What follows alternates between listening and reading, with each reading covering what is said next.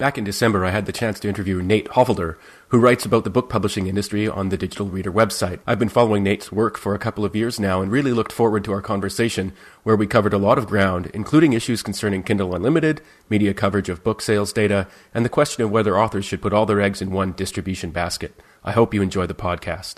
Hi, this is Len Epp from LeanPub, and in this episode of the LeanPub Back Matter Publishing Industry Podcast, I'll be talking with Nate Hoffelder. Based in the Washington, D.C. metro area, Nate is a book publishing industry expert and consultant who works with authors by solving their tech problems and providing a comprehensive array of WordPress services and support. Nate manages the brand The Digital Reader, which was formerly a tech blog focusing on documenting developments and delivering commentary on the rise of e-readers and the digital revolution generally. Today, The Digital Reader is a hub for news on current affairs in the publishing industry and technology and is aimed at a global readership. You can find The Digital Reader at the-digital-reader.com, and you can follow it on Twitter at InkBitsPixels. And you can follow Nate on Twitter at The Digital Reader, minus the E in the, which I highly recommend, as Nate is one of the most entertaining and opinionated voices out there on publishing and related matters, and just, very funny. You can also find out more about Nate's work at ValiantChickenDigital.com. In this interview, we're going to talk about Nate's career, his work on The Digital Reader, the big changes in the publishing world Nate has written about over the years, and what might be coming in the future. So thank you, Nate, for being on the Back Matter podcast. It's good to be here. Thanks for having me, Glenn. I always like to start these interviews by asking people for their origin story, and I was wondering if you could talk a little bit about where you're from and how you became interested in books and digital publishing. Where I'm from, that's a little complicated. I got interested.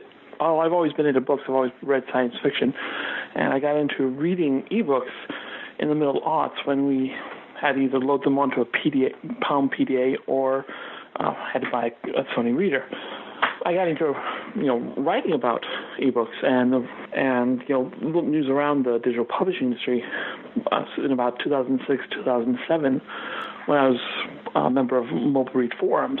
We were busy speculating about the Kindle, and I was looking for news on the Kindle, sharing related digital publishing stories, and after the Kindle launched in late 2007, they brought me on as a moderator, because I was one of the few people who had one at the time, and I turned that into a position as their news editor, and eventually, then early 2010, I decided to go out on my own and start a news blog. And I gather from LinkedIn that you studied computer science in university.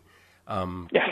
Was that part of a long-standing interest in technology and software? Well, I thought I wanted to be a programmer, but eventually I realized it just wasn't for me. It's not the profession I wanted. It turns out I'm much better at finding news and reporting on news. So I took the training I picked up at the university and turned it sideways. And can you talk a little bit about the work that you do for authors?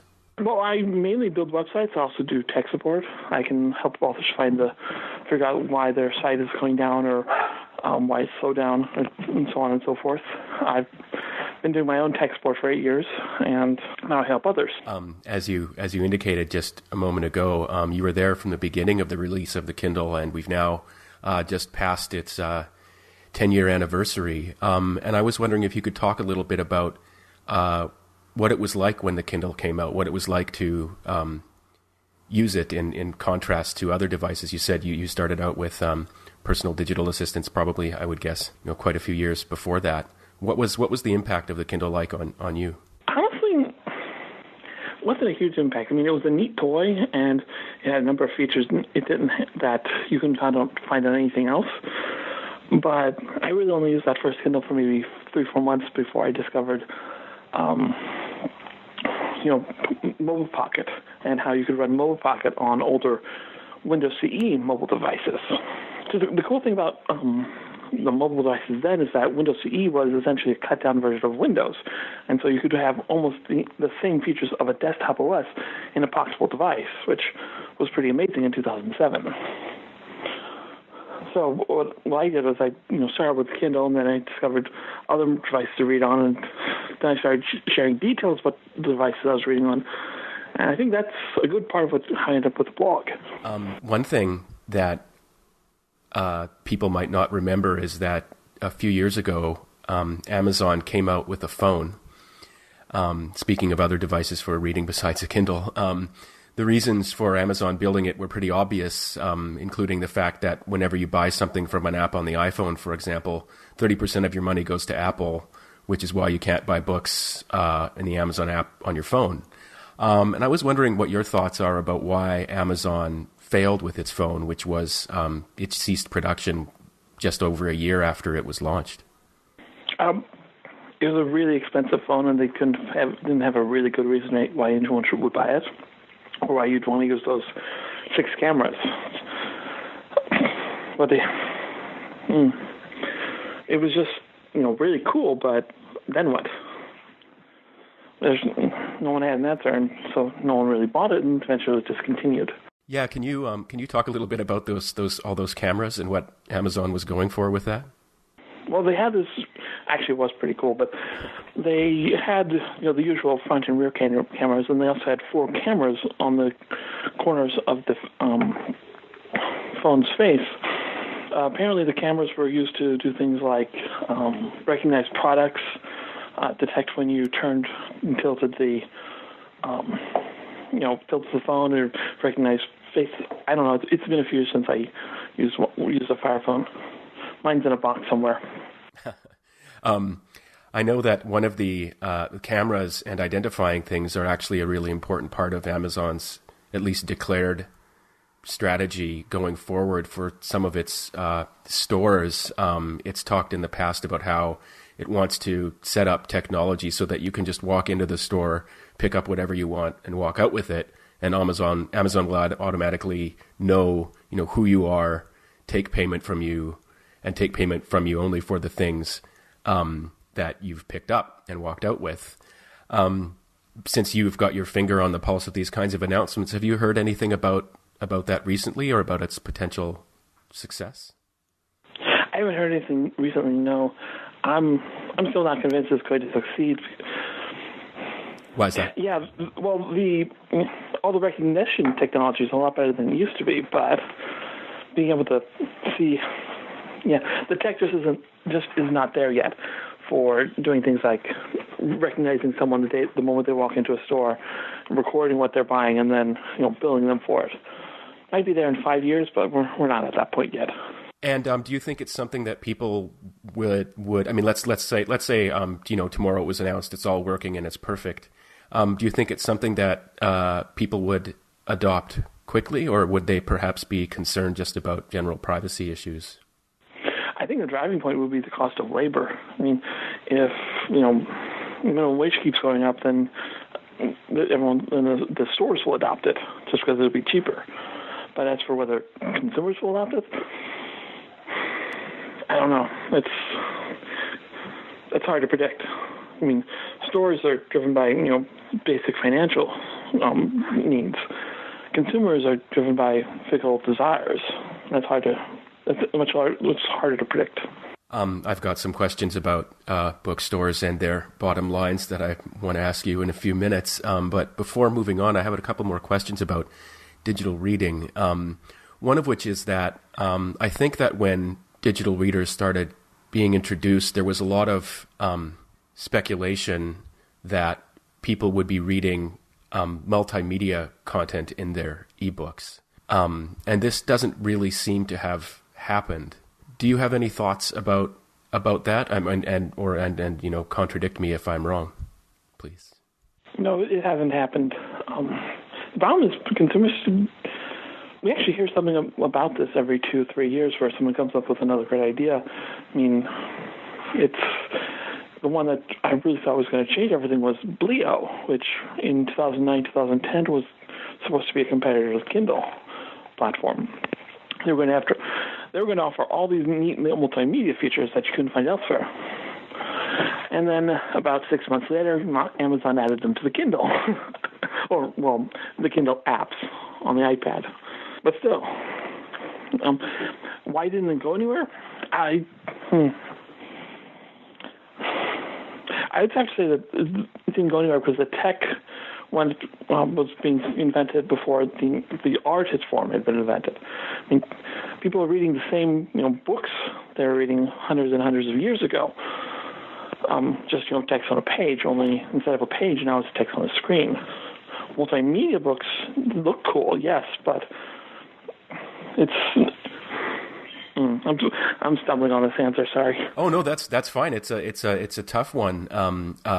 Again, because there are so many people who sort of seem to want it, but it didn't really take off. I think. I mean, my opinion about it, and it's just an opinion, is probably somewhat along the lines of what you were expressing, which is that a thing with multimedia content just isn't a book, and I don't mean that as a condemnation of it, but it's just that trying to present something as a book invokes, a lot of very deep-seated expectations in people, and they just, we obviously love consuming video and multimedia content all the time, but just the sort of, so it's strange that don't intersect.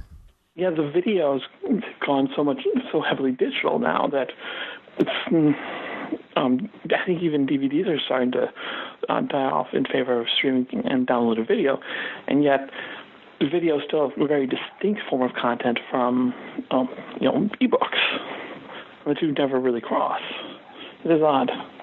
Yeah. What actually I wanted to ask you? What's your favorite? Actually, not that I'm asking for you to endorse anything, but what's the digital device you use for reading books most these days? It really depends on what I have with me. Right now, it's either my Fire tablet or a cheap Android smartphone. Yeah, but for a while there, I was reading on a giant 13.3-inch e-reader from Onyx. But that was during a period where I was having trouble with, looking at LCD screens, so I switched to only using e-screens for as much reading as I could. I mean, that was a great device for reading late night in bed, because I could just prop it up and turn the page every 2-3 minutes, because I had so much text on the screen. But it's wasn't a very good e-reader otherwise. Speaking of bookstores, as we were just a few moments ago, what are your thoughts on what Amazon's up to with its physical bookstores? You write about this, I think every time they open up a new one. What do you think they're aiming to do? Well, at first I thought they just wanted the data, but now they have like 16 stores official, and another one in Atlanta, and I'm beginning to wonder if maybe they really are going to have the 400 bookstores that we heard in that rumor. I think they're actually moving into physical retail, just like everyone thought they would, years and years ago. Huh. So you think that these are you suggesting that potentially these bookstores might end up being including non-book stuff, or just that this is just one arm, a book dedicated arm of physical retail? I think it's just going to be straight books and closely related products, but it's hard to predict. I'm looking forward to Amazon opening up the George store in Georgetown, which I'll finally be able to visit. It'll be the first time I've been in an Amazon bookstore. And do you think that this represents a threat to independent bookstores? You wrote just this morning a story about how independent bookstores seem to be experiencing a revival lately. I don't, because Amazon stores are, well, maybe. It's a hard question to answer, because most of Amazon stores are too small for, to do things like hold events. But then there's this store in Chicago, which I understand has an event space inside. And the real reason I don't think they're a threat to independent bookstores is that Amazon's bookstores are all, small enough that they're strictly commercial spaces. They're not event spaces, while independent bookstores are frequently some type of mixed-use store. Say it's a restaurant, bar, and bookstore, or it's a bookstore which makes a strong effort to hold events like readings and author signings and so on. They're trying to bring the community into the store, which is something that Amazon isn't doing yet with their stores. Yes, that's actually really interesting that you invoked this sort of mixed-use stores. You wrote recently about the Canadian company Indigo has expanded into the U.S., and you wrote, oh, that's okay. And you wrote, quote, Indigo is a post-bookstore chain. They call themselves a cultural department store and attribute their success to growing sales of throw pillows, tchotchkes, and other general merchandise, end quote. Can you talk a little bit about that? I mean, is that a good development that, for the publishing industry, that companies like Indigo are starting to sell other things in their stores and maybe even, moving towards a place where books are going to be just a minority of what they sell? I don't know if it's a good thing for the publishing industry, but it's, Indigo's real goal is to, continue to make money and continue to employ people, and it's good for Indigo at least. It's probably going to lead to them selling fewer books, so it's probably not a good thing for the publishing industry, though. Yeah, I think it's something that people can often be, people who are really into books can often be a little bit sarcastic about. But as you say, these companies have to watch their bottom line, and they're trying new things. Speaking of, you mentioned restaurants, and I wanted to ask you about Barnes and Noble, about which there seems to be sort of, a kind of, steady drip of not so good news. They recently announced they were closing a store, I believe, in San Jose, that I read about on one of your posts, because the rent is just so high there. What do you think we're going to be seeing from Barnes and Noble in the next? I mean, I'm not necessarily asking you to predict, but there's been recent talk, not necessarily all that credible, about an activist investor leading a movement to take Barnes and Noble private. Barnes and Noble just plays such an important role for at least American book publishers. Where do you see it heading? Down, and leading to an eventual surprise bankruptcy, and then someone's going to buy it and maybe revive it, or maybe just sell it off for parts. And why do you think the Nook, their e-reader, failed? I don't know. I mean, it's the part that's this question that's always, bugged me, because it was doing great right up until holiday season, I think, 2012? Then after the holiday season, it imploded. Or was that holiday season 2013? But it was really doing great until the one holiday season, and then, boom, it was dead. I've wondered if perhaps Barnes & Noble had shot itself in the foot by closing down Fiction-Wise and driving away people. And that just offended readers until they went and bought somewhere else. But I don't know how many people actually use Fiction-Wise, so that might be entirely unrelated. It is fascinating, though, the way they've never been able to revive Nook. Because you think they would have found a solution by now, but weird. Yeah, it's always puzzled me. On that note, you wrote recently about Pearson, I believe, making a move with one of its services to basically, delete everybody's books and cancel the service, if I recall it correctly. And they were partly doing this, I believe, that because they were sort of moving away from the DRM-free nature of that service. Is that what happened there? Essentially, actually, I think it's better to say they just stopped selling ebooks entirely. Because theoretically, they would have been able to, if they wanted to keep selling ebooks, only use DRM. Theoretically, they could have copied everyone's accounts and then moved them sideways and let you download a DRM ebook. But no, they decided just to drop them entirely. And do you think that, from a high level, it's a good idea for companies like, say, Amazon, or if they're in the ebook business, Pearson, to put books, to use DRM? I can't say it's a good idea or a bad idea. Can't say that it has any net positive, though, but removing it also doesn't have a net positive, so kind of a wash. So remember, Macmillan tested it with Torforge books, and so far as I know, Torforge is the only one that has actually gone DRM-free of Macmillan, imprints. And on the other hand, there's Poland, where the market is almost entirely DRM-free because they need to support the Kindle, and Amazon won't support them. And so all the sellers there are selling DRM-free ebooks.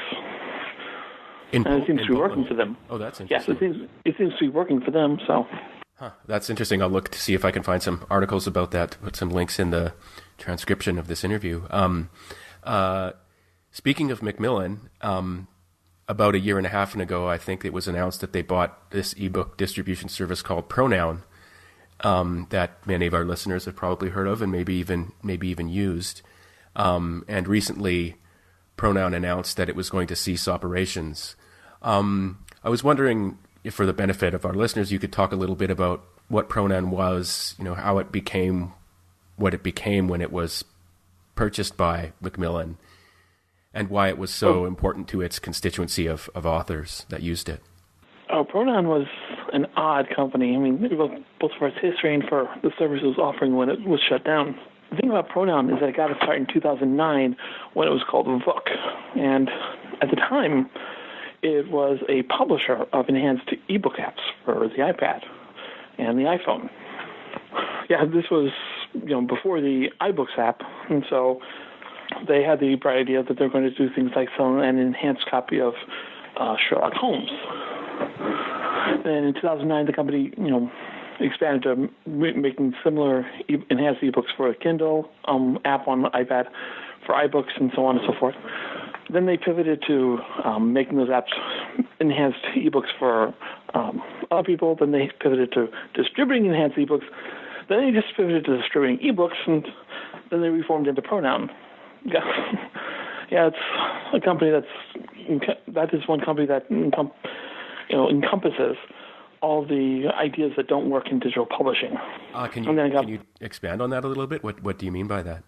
Well, every year to 18 months, they pivoted to a new idea, and from making original content, then making up other people's original content, then distributing content, and then eventually they reorganized to Pronoun, and they were going to distribute the content effectively for free and pay authors all the money. And then they got bought out by Macmillan and continued to operate before eventually shutting down. It's an odd company. My current thinking is that my current thinking is that Macmillan wanted Pronoun for the tech, not so much for the service, which is what it looked like at first. Because Macmillan, keep getting the names mixed up. Pronoun did have a number of interesting tech, including an automatic ebook former that worked great.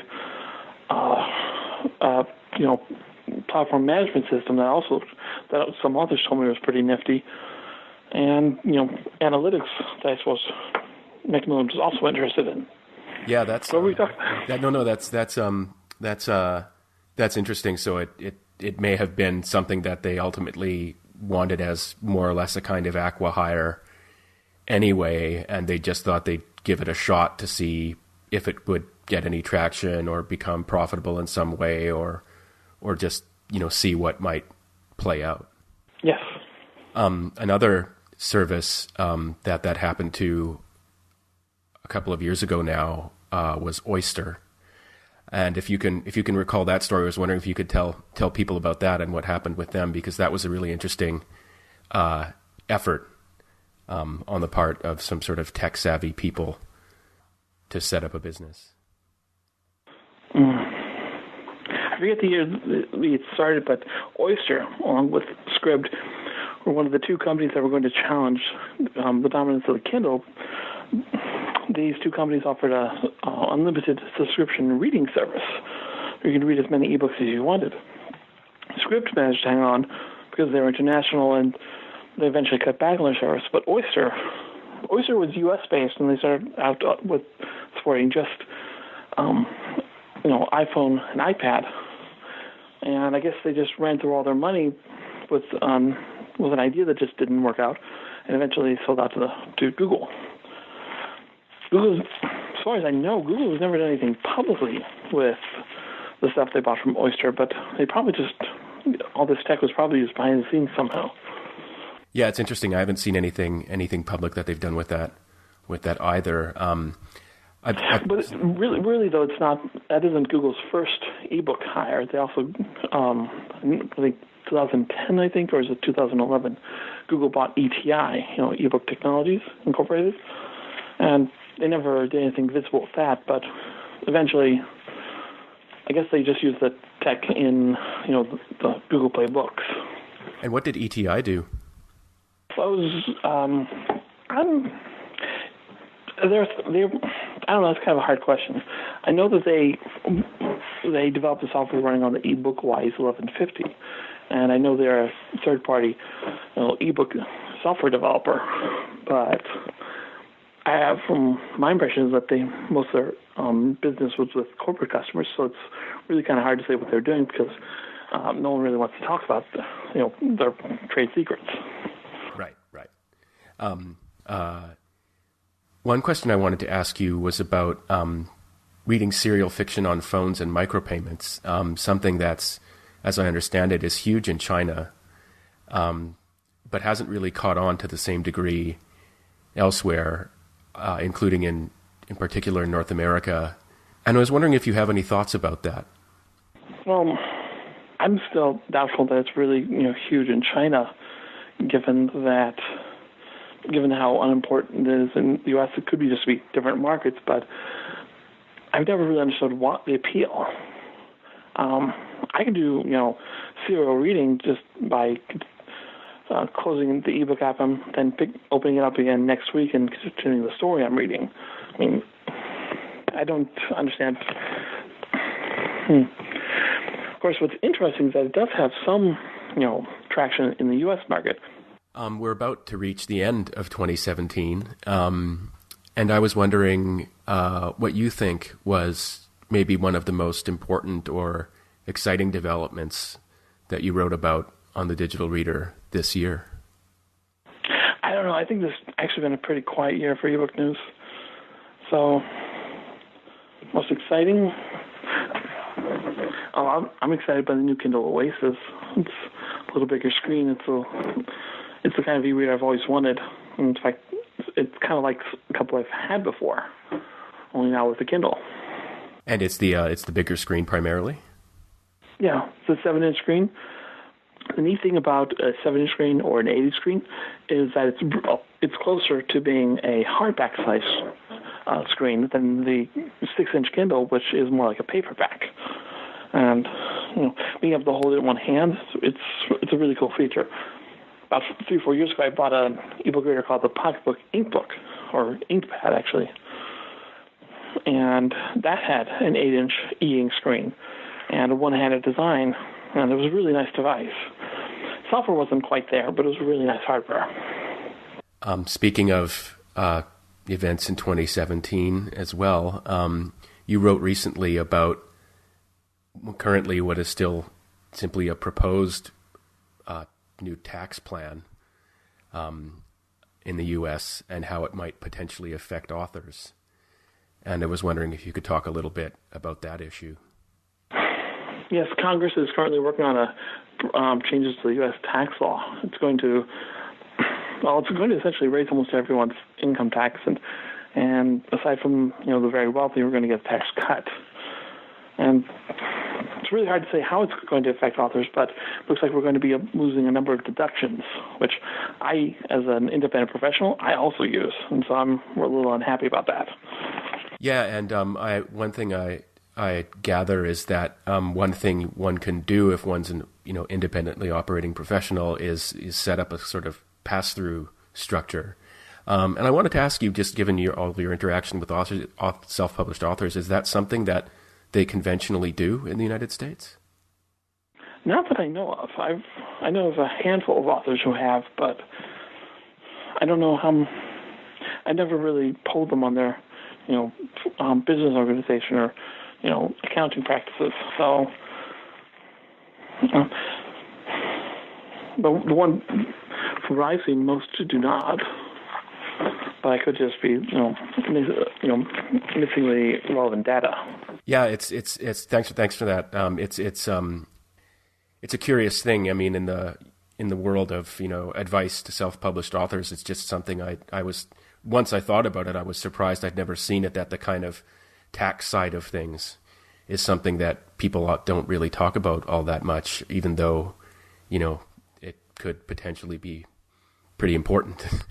One of the curious things about the book publishing industry in general is that it doesn't really make headlines all that much, except, maybe with the odd store closure or store opening or a big move, by Amazon. But one of the things that does make the headlines is when news is released about print book versus ebook sales data. And often, unfortunately, at least in my opinion, even the big papers seem to misinterpret this data pretty badly. In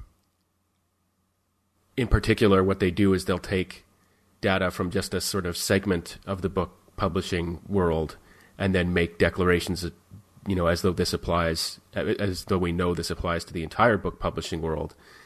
And I was wondering if, for our listeners, you could maybe explain a little bit about what's going on there. Well, the problem is news media is far too invested in getting a story out right now, so they take the latest sliver of data from just 1 month or from 1 quarter and then make proclamations about a market being up, market being down, and so on and so forth.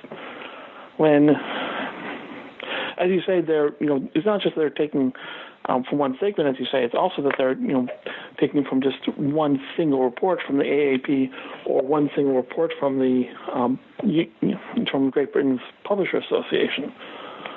And what's really frustrating about this, as a numbers guy as a numbers guy, what I find really frustrating is the data's out there that they could, if they wanted to, understand what's really going on, and yet they don't bother. Yeah, I find it frustrating myself as well. In particular to see, news organizations that you might associate with normally a high quality of work. Somehow, when it comes to the book industry, it just seems that it often seems that. Well, Matthew Ingram once used the delightful digital Schadenfreude every time there's an opportunity to represent what's happening with digital reading as being, backwards steps. And there seems to be just a deep desire for good news about print book sales generally. With some publications, that's true, yes. The Guardian wants to convince us that ebook sales are down, and they'll take every opportunity they can, which is when, this was back in June, but when the Publishers Association in Great Britain, when the PA released their annual report, the Guardian cited that data 5 times in 15 days. And I'm not kidding, I actually, found all the stories and counted. They cited it 5 times to convince us that ebooks are dying. But then again, for most news organizations, it's not that they want to proclaim ebooks are down. They just, want to do the story right now and boom, done, move on to the next story. Yeah, actually, this gets to the heart of something I wanted to talk to you about, just with respect to, ebook and digital reading as a practice. I remember back in the days in the early 90s when people started to talk more about, reading on computers and what it meant, and there were, courses on things like hypertext, and it was around that time that at least I first started noticing a certain, maybe we'll call it a genre of writing about reading that invoked a negative contrast between reading on screens versus reading on paper, negative contrast in favor of reading on paper. And it was maybe just last week that I, saw yet another article in the New York Times where someone was talking about how, real reading involves this sensory experience where you sniff the paper and touch the paper and hold the paper. And I was wondering what your thoughts are about that. Is that a contrast that we're just going to have to live with forever? I mean, it's, 2017 and people are still saying it's not real reading unless you're sniffing at the same time. Yeah, I've always enjoyed those because I know that the people who are saying that there's not real reading unless you're also sniffing the paper are typing up that report on a computer and editing it on a computer, and they're getting their news on their smartphone when all this involves reading. So I guess it's not really reading. Yeah, there's an inherent contradiction to between what they're doing and what they're proclaiming, and I just enjoy that thought.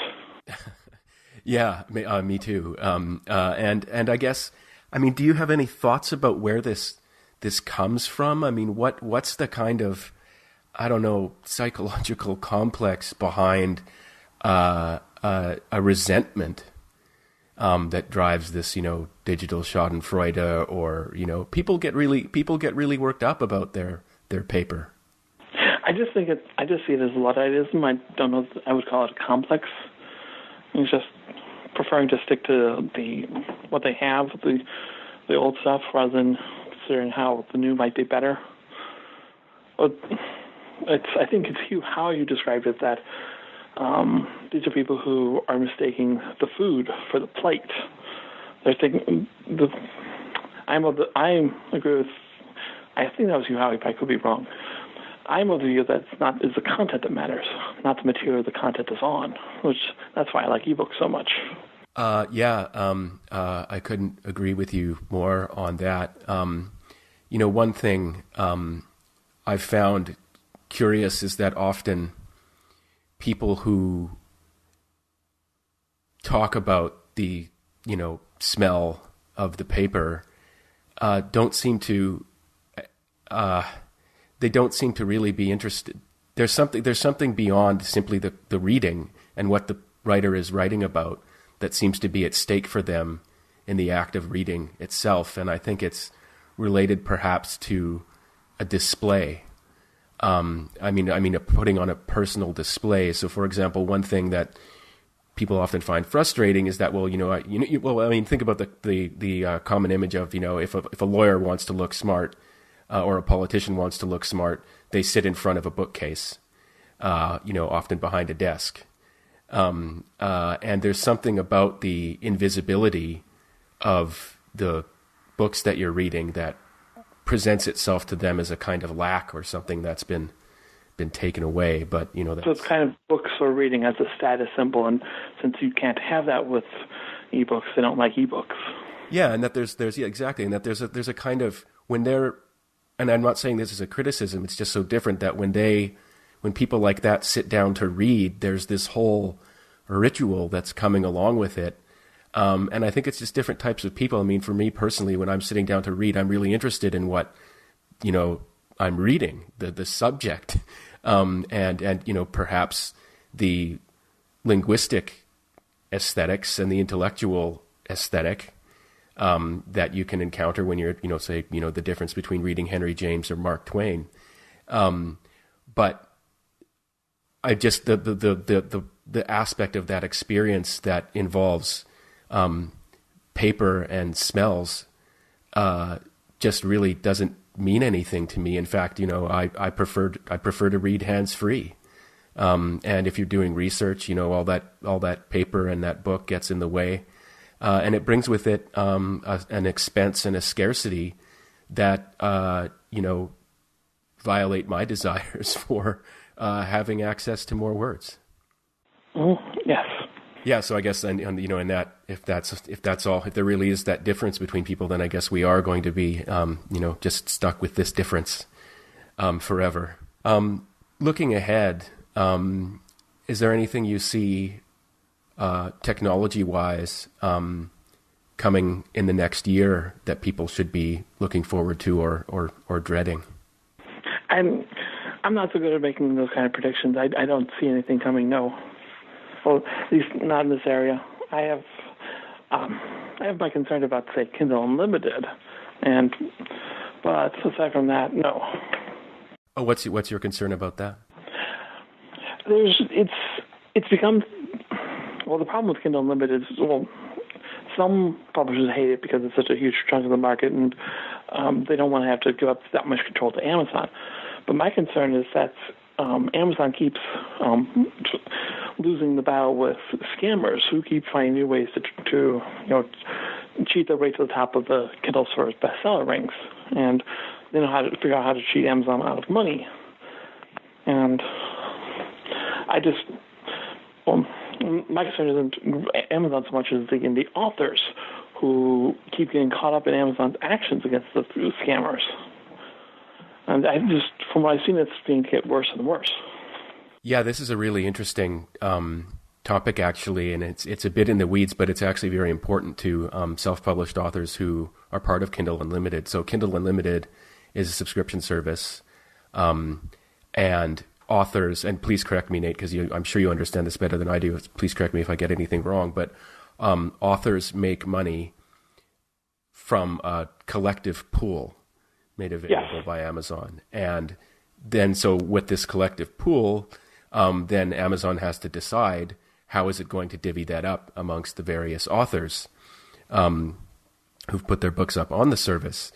And that in itself brings all kinds of crazy complications and questions of fairness.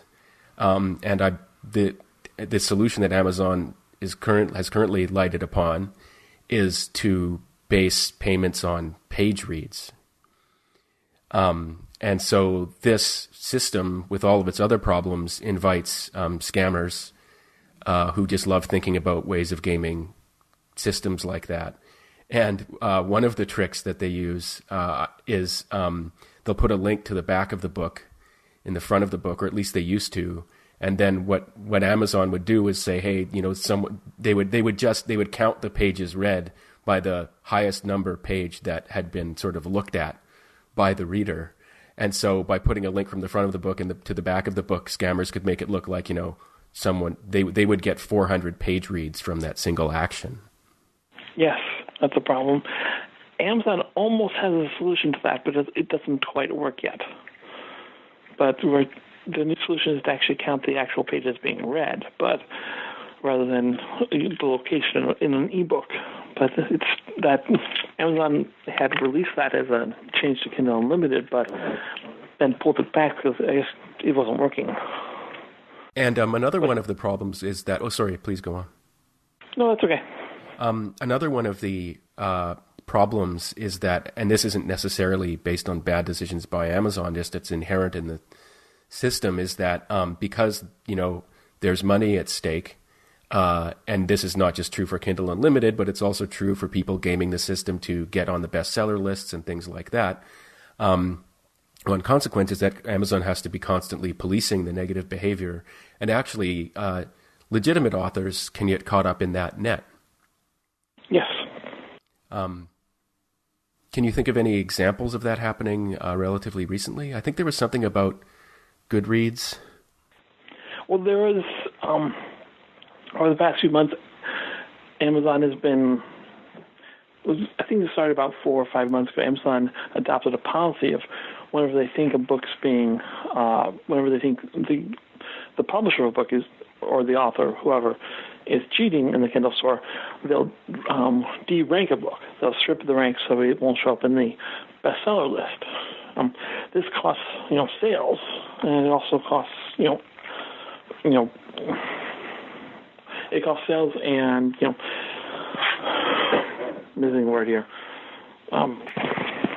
publicity and so on and so forth. And the problem is, I've heard from way too many authors who it's just they weren't cheating at all. It was Amazon just tarred them by mistake. Right now, what we don't know is whether Amazon can't identify the scammers, or if maybe the scammers were using those authors as camouflage, and Amazon, hit the camouflage rather than the scammer. It's a problem. The real problem with Kindle Unlimited is that it's only going to work so long as everyone thinks it's honest, and Amazon treats authors. Everyone thinks that Amazon treats authors well. Once that changes, it's going to die. I mean, if not once. Right. Given the risks and problems involved in getting into, let's not just say Kindle Unlimited, but any kind of subscription service, is it something that you would recommend authors think hard about before they get into it? Or is it just, that's just a convention that we've all got to accommodate ourselves to? It's worth considering. Kindle Unlimited is, I think, over $170 million a year now as a market. I think it's over 200 now. But that's an awful lot of money, and it's all being paid out directly to the author or whoever's uploaded the ebook to Kindle Unlimited. And that's a lot of money there. So yes, they should consider it. Speaking of money and channels, one of the perhaps unresolvable questions for self-published authors is, should I put all my eggs in one basket, or should I put all my eggs in many baskets? And by that I mean the question is, if you've got a book that you've written, and you want to, or multiple books that you've written, and you want to, you've got to pick a marketing strategy. Should you put them all in one place and direct all your marketing towards that one place, or should you put your book up for sale in many different places, hoping you get more attention that way? What do you think? What do you think about that? The Amazon sponsored answer is that yes, you should put all your eggs in one basket. Sorry, just a joke there. No, yeah. Well, David Cochran has shown us that if you do go exclusive with Amazon, you can, get all the reviews in one place, get all the sales in one place, and you're going to achieve a higher rank if you go exclusive. I still don't think it's a good idea to, put all your eggs in one basket. I think authors should go wide, because you don't know where you're going to find an audience. And if you limit yourself to the Kindle store, then you're missing out on the chance of selling a lot of books through iBooks or through Kobo. Or, for example, Nook. Nook is, isn't selling nearly as many ebooks as it was 3 years ago, but it still has a sizable erotica. It sells a lot of erotica ebooks, I'm told. That's what I've been hearing from authors. Yeah, that's really interesting. I didn't know about that. And when it comes to putting up, your book or your books in many different places, do you have any particular thoughts on things like Facebook advertising and stuff like that? Is that something that you think authors should spend time looking into? Advertising is almost de rigueur now.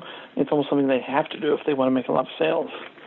Because if they're not advertising, someone else will be, and so it's keeping up with the Joneses problem. So yeah, they need to look into advertising. My last question before we go is, as one of your followers on Twitter, I know that you are an animal lover, and you have a number of different pets. People may have heard dogs and parakeets in the background during this interview. And I was wondering if you could just talk a little bit about that personal item. What pets do you live with? Well, we have 3 dogs of our own. We're also a foster with a dog rescue called A Forever Home. So right now I also have a mom and her 7 puppies. Oh, wow. Yes. It's a little messy, but a little crowded, but they're so cute. I also have several birds, a cockatiel called Conrad, and a cage full of parakeets. And as you may know from Twitter, I also have a bearded dragon called Puff. A what, sorry? Bearded dragon. Okay. Yes. I rescued him from a pet store. Okay. And do you have spiders as well? Yes. I keep a few tarantulas. A few, okay. Yeah, I'm just going to leave it at a few, otherwise no one will ever visit me again. Do you ever take? I'm curious. I'm not a spider fan, and I'm just curious. Do you take them out of their? I assume they live in an aquarium or something like that. They live in their own aquariums. Yes. And I don't take them out. It's just it's too risky, because if they get spooked and they jump and they hit the floor, they go splat. Right. And so I don't handle them. Well, Nate, thanks for sharing that. I really appreciate that, and thanks for sharing all your thoughts on my relatively random assortment of questions about digital reading and the book publishing industry. I really appreciate your thoughts and your time. Thanks. Thanks for having me, Len. Thanks.